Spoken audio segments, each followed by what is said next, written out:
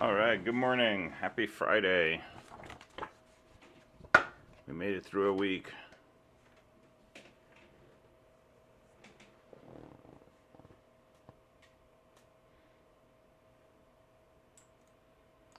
If he doesn't show up in 15 minutes, we get to leave. Yeah, I would leave. Actually, when I gotta go to a meeting, if people aren't there, like, within a minute, I usually assume the meeting is canceled. So. Week 1 almost done. 10% of Java done. All right. So questions up to here? We were talking signatures and constructors yesterday. We enhanced our rectangle class.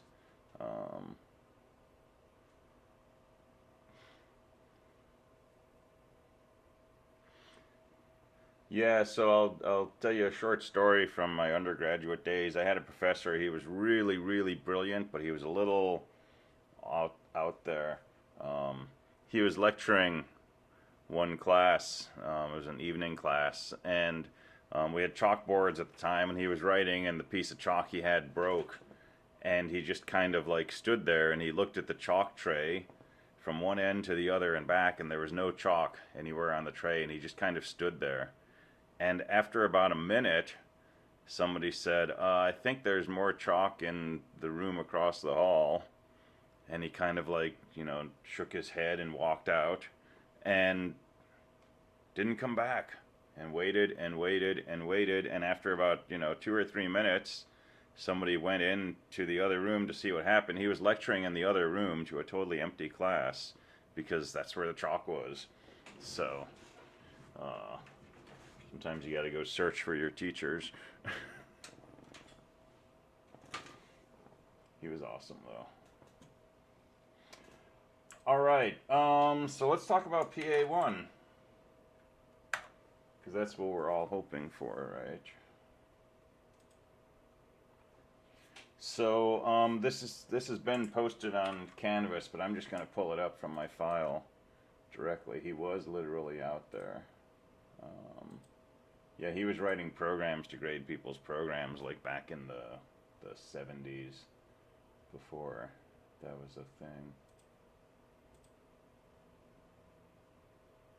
He's also the reason I got back into mathematics.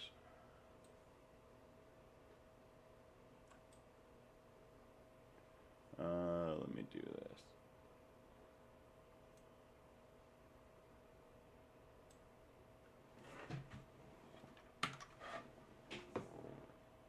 Ooh, evil rectangle classes. All right, so here's PA1. So you're creating your own class to implement fractions. Okay, so rational numbers, if you want to sound even more impressive. But fractions, so a numerator and a denominator. Your class is going to be called fraction, uppercase F, right, standard for classes. And it basically lets people construct fractions, add, subtract, multiply, divide fractions, convert them to strings, and also convert them to genuine doubles in Java. So here's the definitions, okay? And you don't have to turn in a main program. I'm going to test this with my own main, but if you turn in your main, that's okay too. Two ways to construct a fraction. One is by passing an integer, numerator, and denominator. The other is just passing the numerator. So this is how you make a whole number in your fraction class. So if I construct a fraction, parentheses 5, I just get the fraction 5 over 1. All right? And then a handful of methods, and so in these I'm going to assume x is a fraction, and so I can say x dot add and give it another fraction as an argument. That should return a fraction, x plus n. X dot subtract, multiply, and divide will do those operations, and x dot to double will convert our fraction to a double precision number and return that. So these things all return fractions. This thing converts a fraction to a double. And all your fractions should be in reduced form. So if you end up with a fraction that's 2 over 2, you should really return it as 1 over 1, right? And this will mainly affect us when we convert our fraction to strings. All right, So two accessors, get num and get denom. So if you want to just pull off the top or the bottom of a fraction, you can do that. And then a toString method that converts your fraction to a string.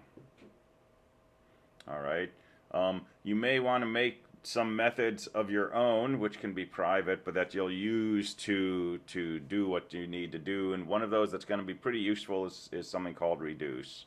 It's not required, but I think it will help you.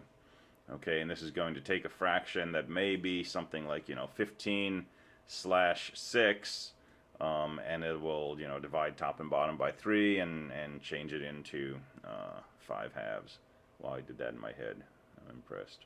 All right. We'll go over operations on fractions, right? Add, sub, multiply, divide. Pretty straightforward. We'll go over Euclid's algorithm in a little bit for finding lowest form. Cool. All right. Division by 0. Don't get tangled up on division by 0, okay? If you try to divide by 0, if you have a fraction with a 0 in the denominator, it's considered undefined, okay? Whether it's 0 over 0 or 1 over 0, we're just going to call it undefined, okay? And any time that you convert an undefined number to a string, just return NaN, not a number. If you try to convert it to a double, there is a double value for not a number. It's just double.NaN, so you can just return that. All right. ToString should take your fraction and return it as, something/something. Okay, so it looks like a fraction. So if my fraction is 1/2 and I convert it to a string with ToString, I should get a 1, a slash, and a 2. And there's details to think about in here, right? In addition to reducing, so that 2/4 actually comes out as 1/2. Take care with the minus signs, right? So if my numerator is 1, my denominator is -1, I don't want to print 1 over -2. I want to print -1/2. Okay, so make these things look reasonable. If my numerator and denominator are both negative, don't print -1/-2, just print 1/2. And this can all be handled by this idea of normalizing, right? If you make yourself a normalize method that will put things in lowest common form, and if there's, if the fraction is negative, move the negative to the numerator, you can simplify your life. All right. Simplest form means, if there's a common denominator for both the numerator, common factor for numerator and denominator, divide by that common factor. And we'll do that in a little bit. And if you have 0 divided by something, it might be useful to always change the denominator to 1, right? 0 over 17 is still 0, but if you make it 0 over 1, that might make your life a little easier. Up to you. All right, lots of wiggle room, but I'll show you how we can use the fraction class with some sample main programs. So 100-point grade, right? Simple rubric here, okay? 90 points for the functioning of the class, 10 points for comments. So if all your methods, constructors, everything works perfectly, you get your full 90 points. If there's a few errors, and it's kind of up to me what constitutes a few errors or minor glitches, you'll get 70 points. But mostly this means, most of it works perfectly, but there may be, a minus sign at the bottom of a fraction when I convert to a string or something like that. If some of your stuff is working perfectly, but there's other pieces that really don't work, you're going to get 50 points. If most of it doesn't work, you get 30, and if there's nothing submitted or nothing that I can really use, it's 0. And then comments, documentation, coding style are the other 10 points. So header block, right, with your full name, the class, the date, a description in your own words of what the fraction class does. Okay? And this has got to be very detailed. But make it meaningful. Don't just add words around each thing, right? Make it meaningful. What does the add method do? Adds 2 fractions. No, tell me more than that, right? It takes an argument and adds that fraction to, the fraction, and it puts it into reduced form, right? And it clears minus signs, etc., right? Tell me what it does. The divide method, what does it do if you divide by 0? The constructors, what do they do if you construct with a denominator of 0? And so on. Okay, so documentation, right? I'm not going to ask you to produce this kind of documentation yet. We'll get there, right? But look at some of your classes on the Oracle documentation and consider the scope of information that's provided here for, you know, the string class, or, you know, the integer class, right? So you're making something comparable to the integer class, basically. Fewer methods, but same idea. A type of numeric variable, right? So explain it, right? And explain it in such a way that somebody who has never seen this class before could probably make use of it and work with fractions. Okay, so don't assume that they've been sitting next to you for a week while you've been developing this. All right, code should be cleanly written, each method described in detail, comments on any line except completely obvious lines, right? And there are probably not a whole lot of very obvious lines, because, you know, most of what we need to do in Java we can do in one line. It's not like assembly language where it takes 10 lines to, you know, double the value of a variable or something. So reasonable expectation, you might have comments on every single line, okay? So all of that, you get 10 points, header block, but need more comments, 7 points, header block, but very little commenting, 3 points, no header block, 0 points. All right. Yeah, we're talking about PA1. All right, so testing. You're developing the fraction class, okay? Here's a sample main program that uses it, and we're going to play around with this a little bit after this. But here's some of the things we can do with fractions. So fraction a equals new fraction 1 comma 2. This is creating a fraction called a, and it should have the value of 1/2. Fraction b equals new fraction 4. That creates a fraction b whose value is 4. And now I make c, d, and e fractions, but I haven't given them values yet, right? I haven't initialized them. I can say print 5/2 colon, and I can concatenate a new fraction, which is 125 over 50.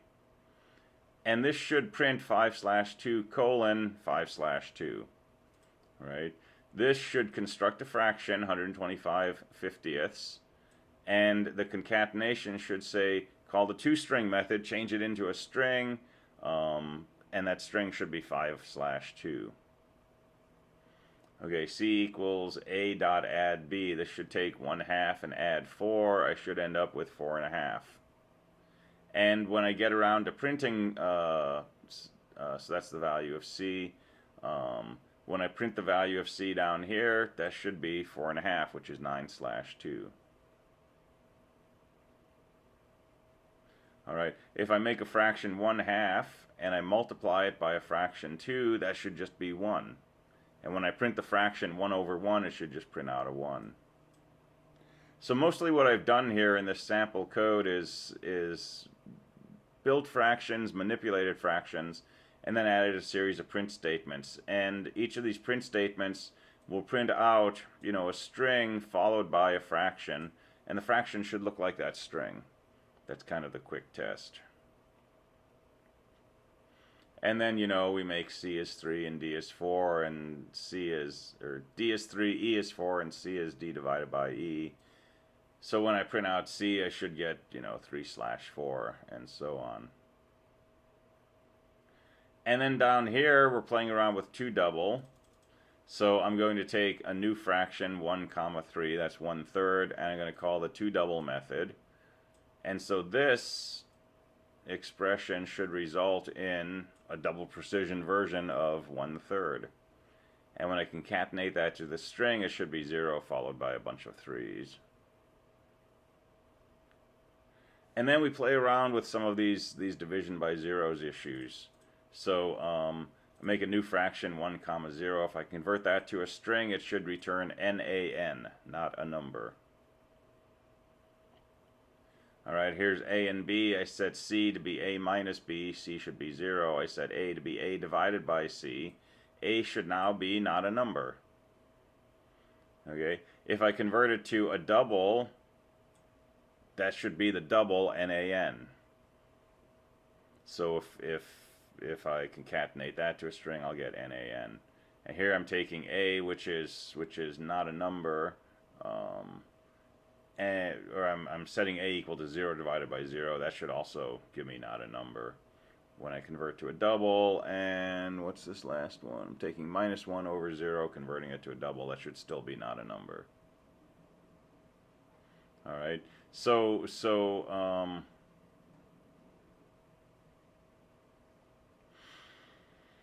if your denominator is 0, it's not a number.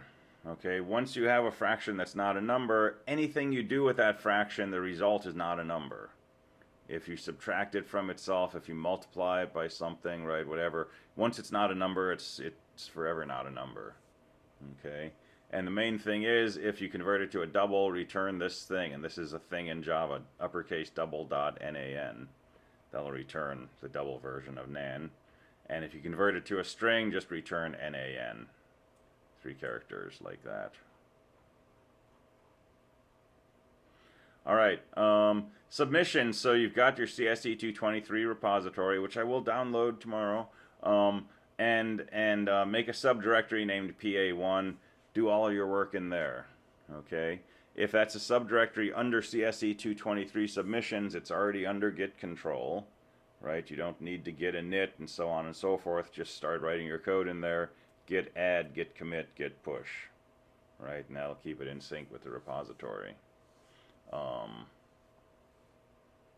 You can do this as a single class. If you want to make multiple classes, you can, but really all you need is just one class, fraction. All right. You'll definitely want to make main programs. So you know, test your code thoroughly. And we're going to do that soon. If you know what packages are, don't use packages. Okay, use the default package. Don't set this up in its separate package. If you don't know what packages are, don't worry about it. I'm going to try to compile your fraction class by just saying javac fraction.java. If you're doing something fancy and I need to do something more than that, put in a makefile. Okay. And I'll be using my own test code, so definitely make sure that you're adhering to this. All right, perfect timing. So is there sample executable on the server? No, but there's a sample fraction class. So let's play with this.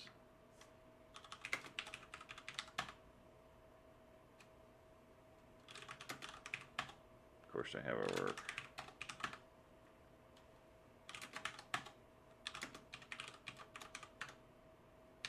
Okay, so under /temp, there's a fraction class.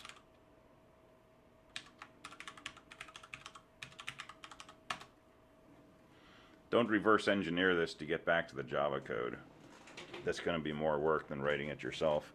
But this is the fraction class. So we can write code to see what our fractions should how they should behave. So let me make a main program. I'm not going to make it a C program.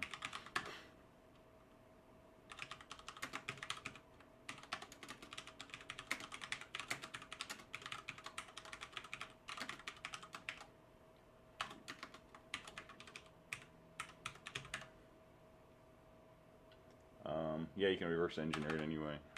Whoa.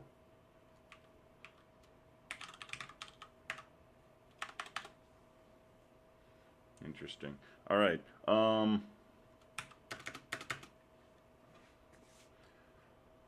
let's make some fractions.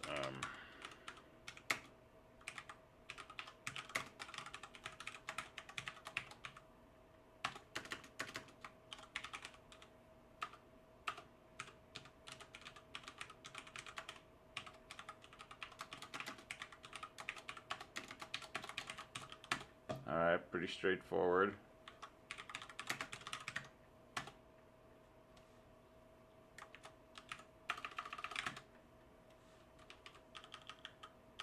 Pretty straightforward if you know how to type.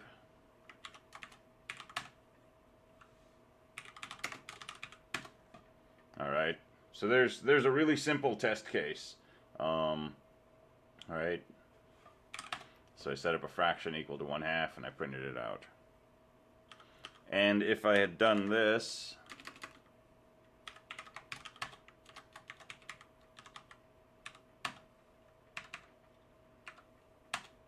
right, same thing. -1 over -2, it should give me 1/2.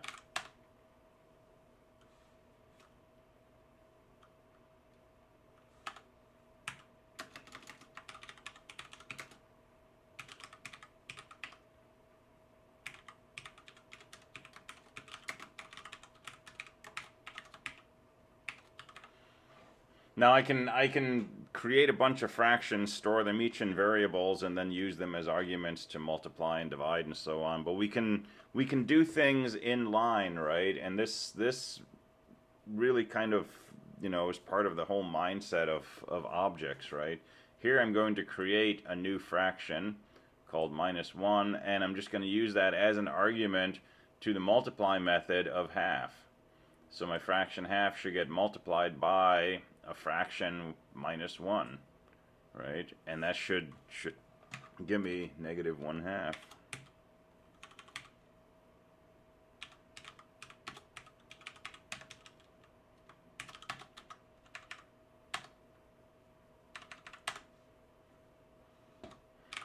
And so you can start, you know, going to town with all of this stuff.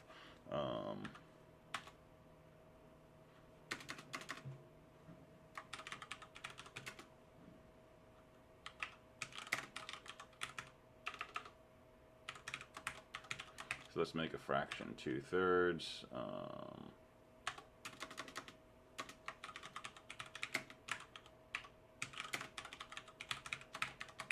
And we'll make a running calculation here.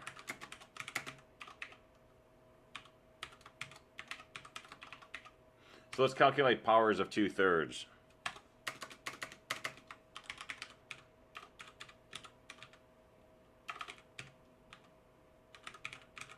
I know I got typos.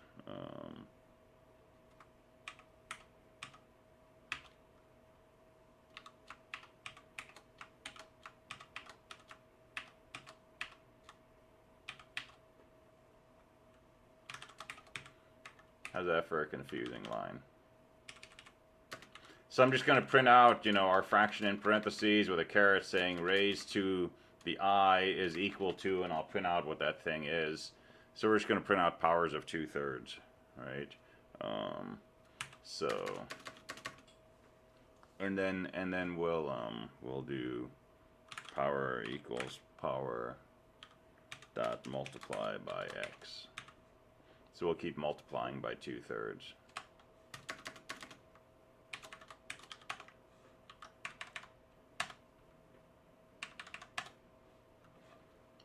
Right. So you can dig up whatever kinds of tests you like, right?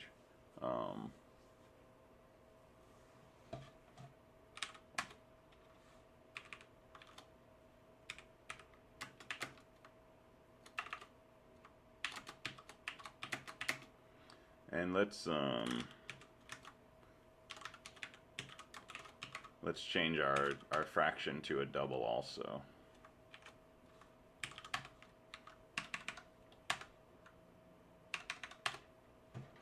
So there's the 2 double function.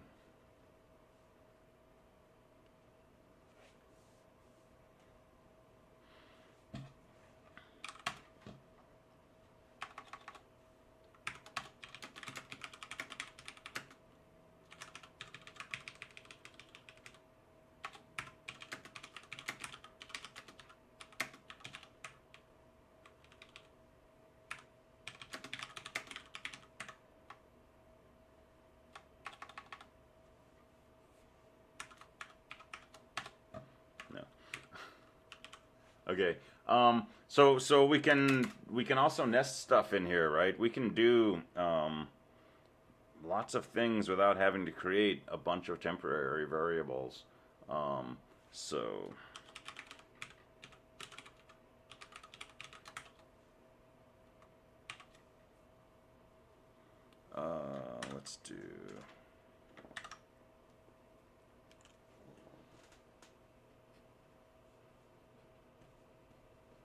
let's just do this little calculation here. Let's print out 1/3 minus 1/5 plus 1/7. So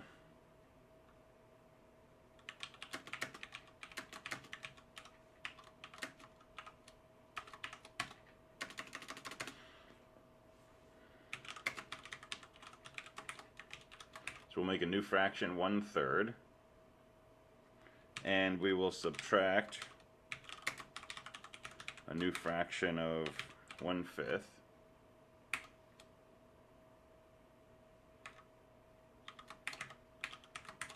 And this whole thing, which should be which should now be the fraction 1/3 minus 1/5. Let's add a new fraction of 1/7.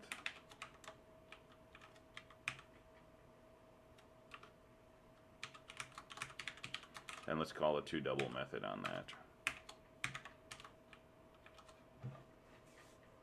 All right. That's not the easiest thing in the world to read, but you know, no temporary variables in sight anywhere, right? I should see if this works before I talk about how great it is. Whoa, 8 errors. That's pretty impressive for one line of code.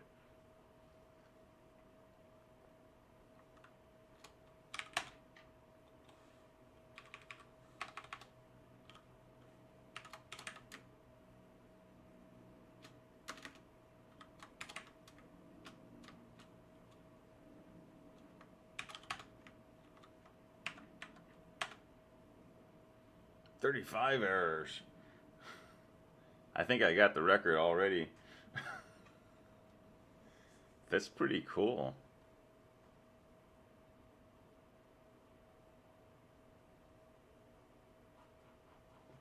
Man, we're playing with power now.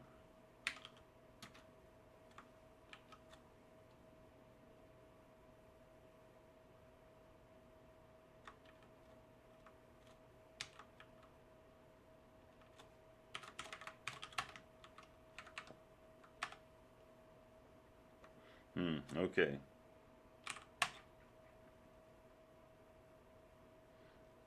Yeah, can we get to a 3-digit error count? That would be good. All right.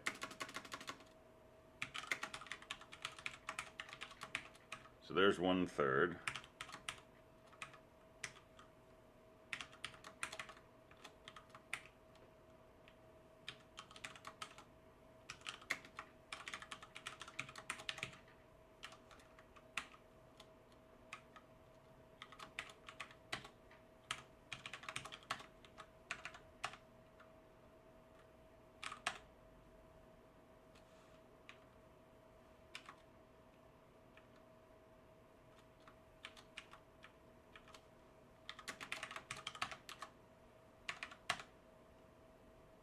Wow. There's got to be a Guinness record for that, right? Like most errors you can get from a single line of code, fewer than 120 characters or something like that.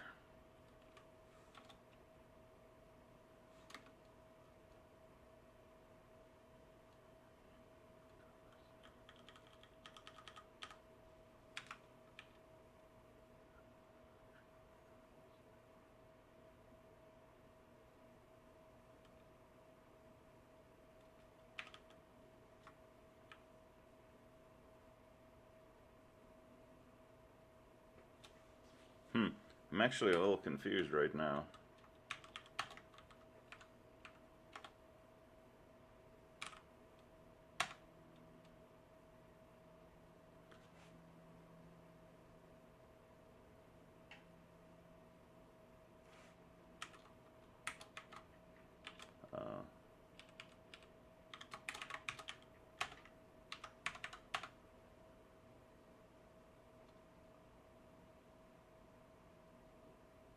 Find the longest line in C.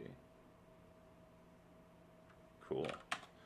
Is there something wrong with the line above? Yeah, maybe. That would be really unfortunate.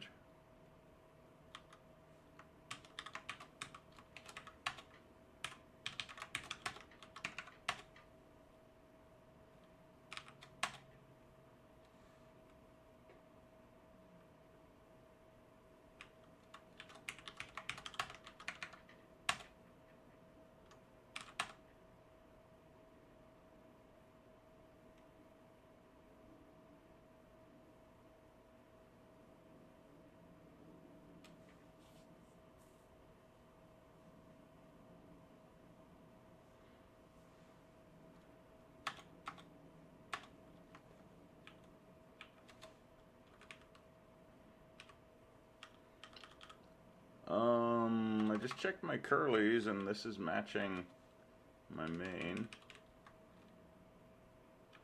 Oh, man. Total rookie mistake. Thank you.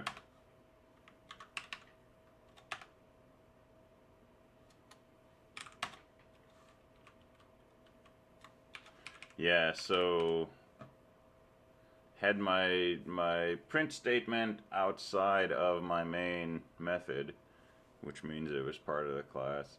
That's actually like, you know how like, if I equals 0 with a singles equal sign is like the hardest thing to find in C. This is one of the hardest ones for me, at least in Java, is if you start writing a method and it's actually outside the method declaration, you get, strange messages. Well, they're not strange, but you get messages that may be confusing.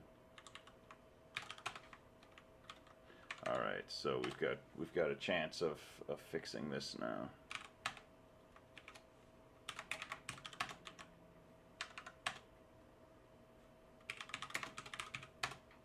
Hey, there you go. See, it's easy, as the math teacher would say at the end of the 50-pip board proof. Yeah, so the point of all of that was just that, as long as you don't make silly mistakes, you don't need to use temporary variables, although I recommend it, right? Because it makes sense. But object-oriented languages, right, will let you do things like this. So, for example, create a fraction, access a method in that fraction as an argument to that, just define a constructor to make a new object and put that as an argument.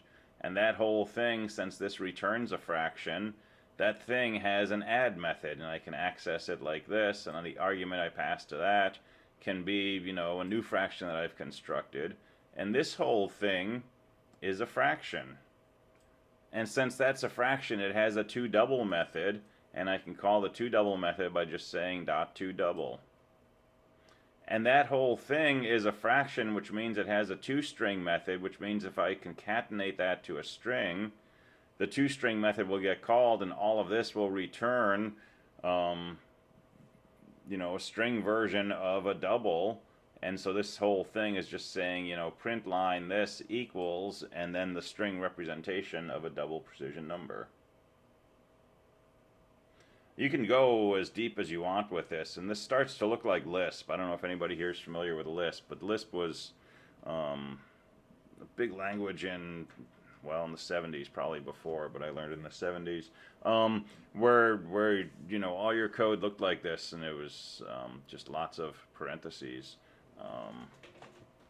And this gets into like functional programming ideas, things like that.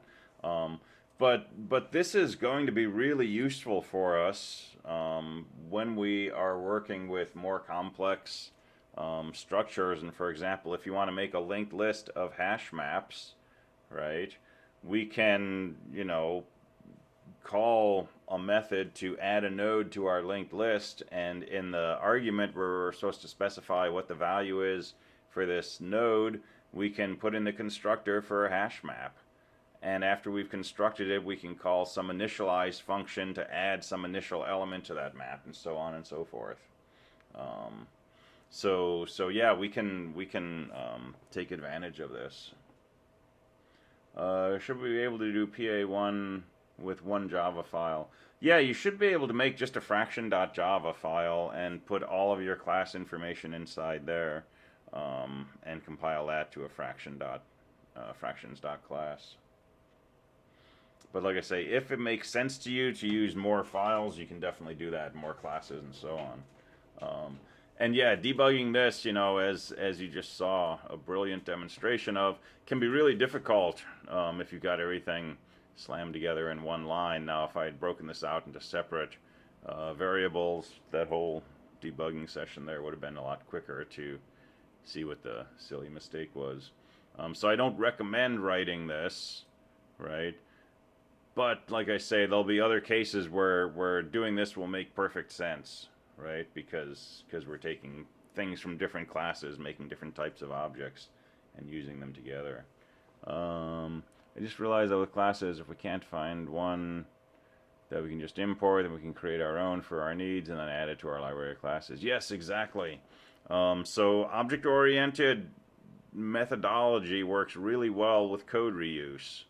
And it works really well with sort of top-down design, right? So we don't need to write a linked list package if we want a linked list. We don't need to write a stack package or a hash package if we want to use a stack or a hash. I might make you do that sometimes, but all of these things are out there and available for us, and we can just use them. However we like. So for example, there's a linked list class. And,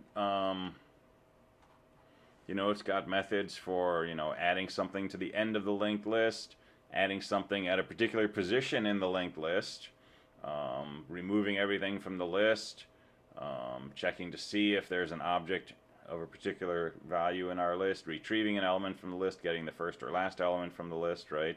All of these things are part of this linked list package, linked list class. And so we can just, construct an object of type linked list and then say object.size, and that'll tell us how many things are in the list, and so on. And so these structures that we learned and that we built from the ground up in 222, we have those available for us, and a whole lot more in Java. And for the most part, we'll just grab those and use them to do other things. And so this is, the Lego building block, or the Minecraft part of programming now, where we just kind of grab these things and put them together. And our job as programmers is, not to reinvent the wheel, but to say, well, what are we going to do with the wheel? Right? We're going to make a car.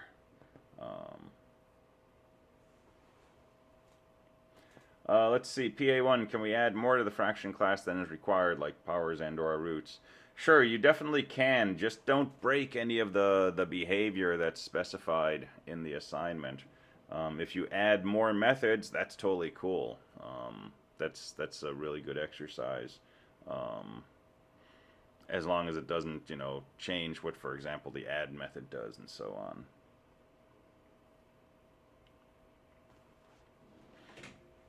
Yeah, structure binary tree.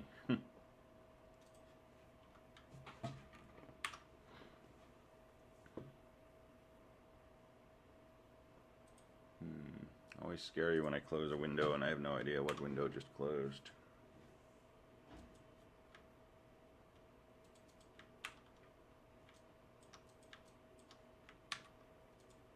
Well, that's interesting. Watching some of Bill Labs talk about piping when it first came out. He said in the first week someone had piped together a bunch of programs to create a spell checker. Perfect.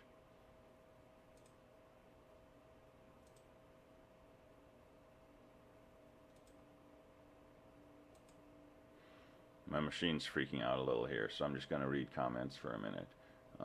Seems in the spirit of OOP. Yeah, definitely.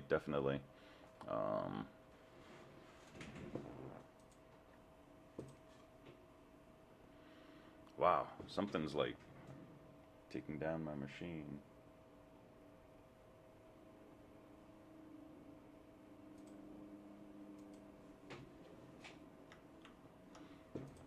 All right, I don't know what that was about. All right, so other questions about this?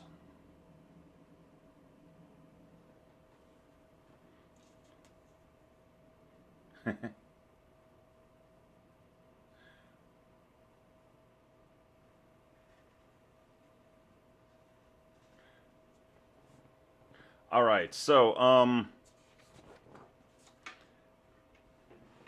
Fraction.class is available in /temp. You can pull down a copy of that. You can start putting together your own main program. There's a sample main program.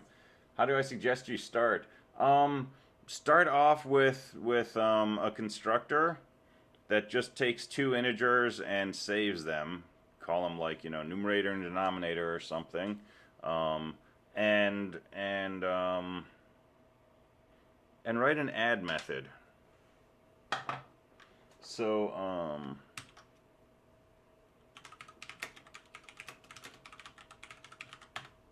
so doing arithmetic on fractions, right? Not too bad. A over B times C over D is just AC over BD. So write a multiply method. Multiply is the easiest method to do, right? Multiply the numerators, multiply the denominators. And don't worry about reducing at first, right? Just do this. And so, you know, do your add or your multiply. And then do your toString. May as well jump into that. And once toString is working, right, you can use it to see how your functions are behaving. So toString, right, just kind of, you know, just return a string, which is your numerator, followed by a slash, followed by your denominator. Don't worry about reducing. Don't worry about minus signs. Just do this for yourself so that you can easily see what your fractions are. All right. So construct a fraction, print it out. Now write your multiply method, and that's basically multiplying rectangles, right, that we did the other day. And then division,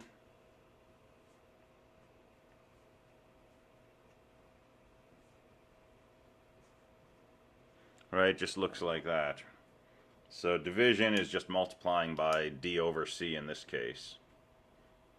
And don't worry about division by 0 yet, okay? And then, you know, go ahead and do your addition. And addition is just slightly more complex.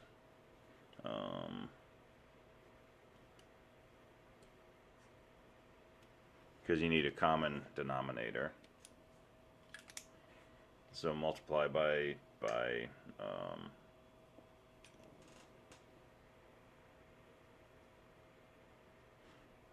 multiply by D over D, multiply by B over B.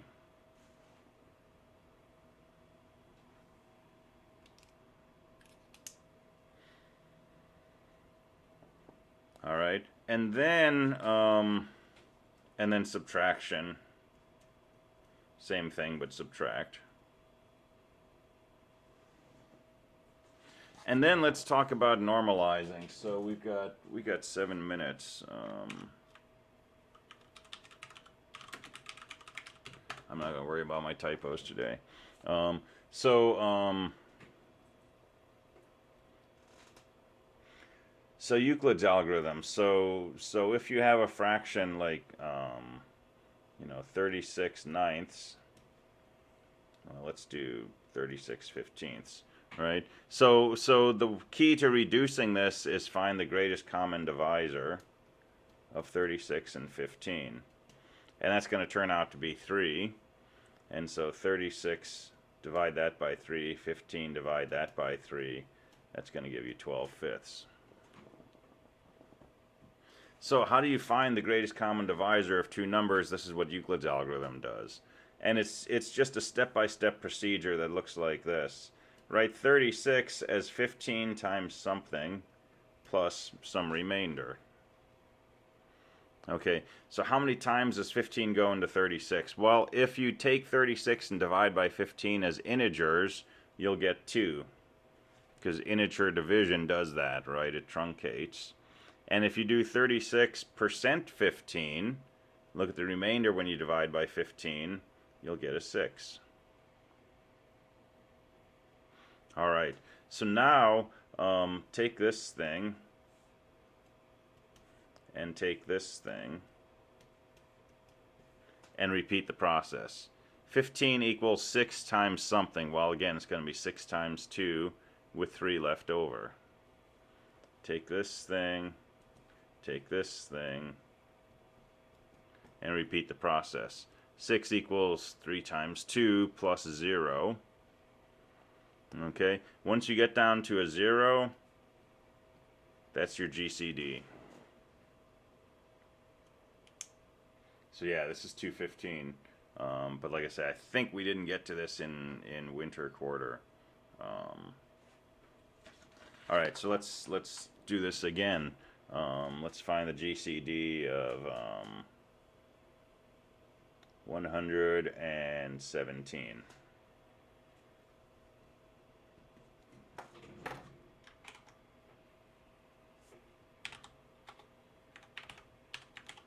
All right, so 100 divided by 17 is 5. So it's 17 times 5, which is going to be 85, plus an extra 15. 17 equals 15 times something plus something. Well, 17 is 15 times 1 plus an extra 2. 1 is equal to 2 times 0 plus 1.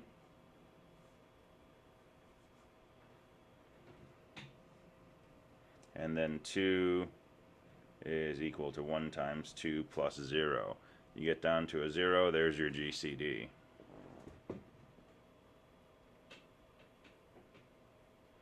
All right, so the greatest common divisor of these is 1, so that tells us that, 100 over 17 is already in reduced form. You can do this recursively, you can do it iteratively, right? The recursive approach is kind of slick, right? Because what's really happening here is when you take 100 and you write it as 17 times 5 plus 15, the GCD of 117 is the same as the GCD of 17 and 15. Right, so it's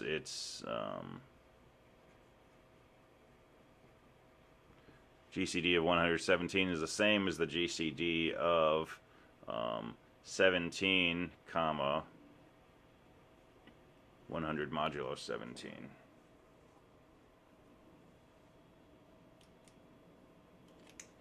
And so you have to stop the recursion somewhere, right? And I think you'll stop when one of these is a 1. Don't mess around with negative numbers.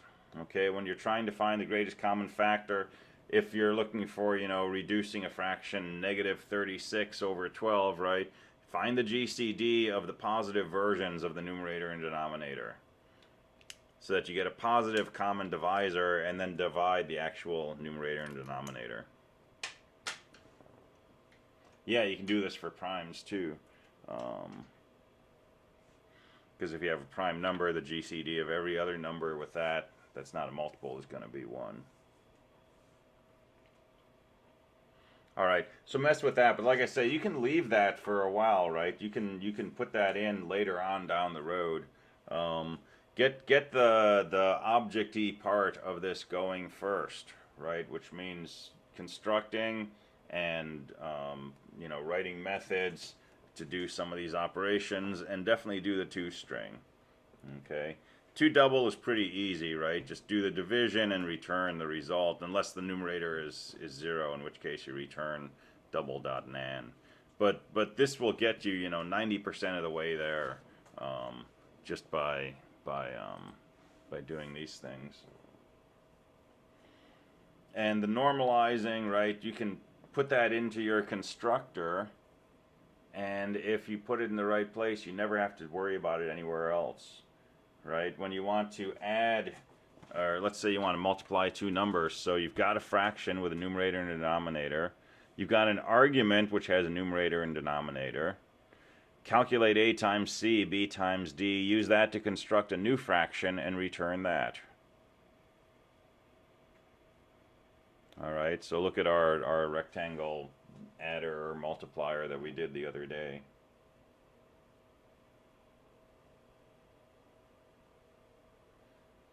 That's a nice picture of the STEM building. All right, we are out of time here. So, cool. Dig into that. If you haven't already started, definitely hop in there, and I'll peek on Discord, post questions on there if you want. Shoot me an email if you want. I don't know if I'll be able to reply, but have fun with that. It's a fun project once you get it working. It's kind of cool to just start writing big, long, crazy statements in the main program. So sample code for a main program on the PA1 assignment. You can use that.